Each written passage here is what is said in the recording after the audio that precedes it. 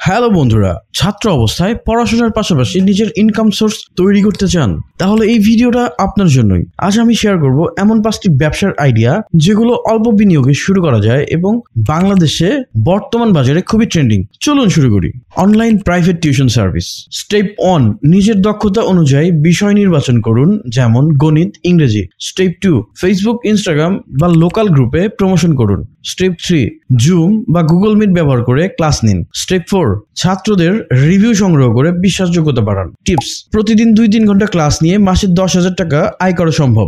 কয়েকজন বন্ধু মিলে একটা কোচিং সেন্টার খুলতে পারেন। এরকম ভুরি ভুরি উদাহরণ আছে যারা ভার্সিটি পড়ার সময় বন্ধুরা মিলে একটা কোচিং সেন্টার খুলেছিল, সেটাই এখন তাদের মেইন ইনকাম সোর্স হিসেবে পরিণত হয়েছে।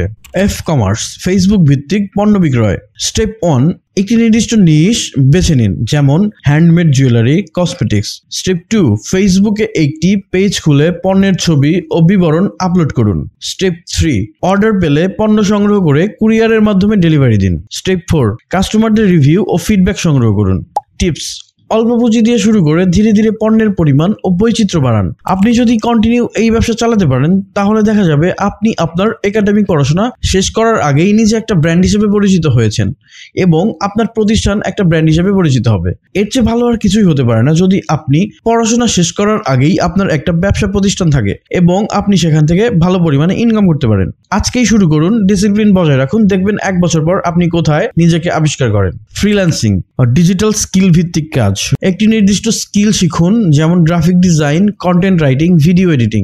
স্টেপ 2, ফাইবার, আপওয়ার্ক বা freelancer.com এ প্রোফাইল তৈরি করুন। স্টেপ 3, ছোট ছোট প্রজেক্ট নিয়ে অভিজ্ঞতা বাড়ান। স্টেপ 4, ক্লায়েন্টদের সাথে ভালো সম্পর্ক গড়ে তুলুন। টিপস: প্রতিদিন 2-3 ঘন্টা কাজ করে মাসে 15,000 প্লাস আয় করা সম্ভব। কোনো কিছু শেখা খুব একটা কঠিন কিছু না, শুধুমাত্র 3 মাস সেটার পেছনে পড়ে থাকলে আপনি সেটা খুব ভালোভাবে আয়ত্ত করতে পারবেন। আমি এই ভিডিওতে এমন সব সম্ভাবনার কথা বলছি যেখানে আপনি যদি দেখানো টেকনিকগুলো ফলো করেন, তাহলে ছাত্র অবস্থায় আপনি প্রচুর ইনকাম করতে পারবেন। দেখা যাবে পড়াশোনা শেষ করার পর আপনি একটা নিজের এজেন্সি খুলে বসেছেন এবং এর উদাহরণ অনেক আছে। ই-লার্নিং কন্টেন্ট তৈরি ও বিক্রি। স্টেপ 1, একটি নির্দিষ্ট বিষয় বা স্কিল বেছে নিন, যেমন programming, photography. Step 2, video lecture তৈরি করুন এবং ইউটিউব বা ইউডেমিতে আপলোড করুন। স্টেপ 3, সোশ্যাল মিডিয়ায় প্রমোশন করুন। স্টেপ 4, দর্শকদের ফিডব্যাক নিয়ে কন্টেন্ট উন্নত করুন। টিপস: একবার কন্টেন্ট তৈরি করলে তা থেকে দীর্ঘমেয়াদে প্যাসিভ ইনকাম সম্ভব। দেশে বিদেশে খুবই জনপ্রিয় পেশা এখন হয়ে উঠেছে স্টকিং সাইট এবং কোর্স বানিয়ে বিক্রি করা।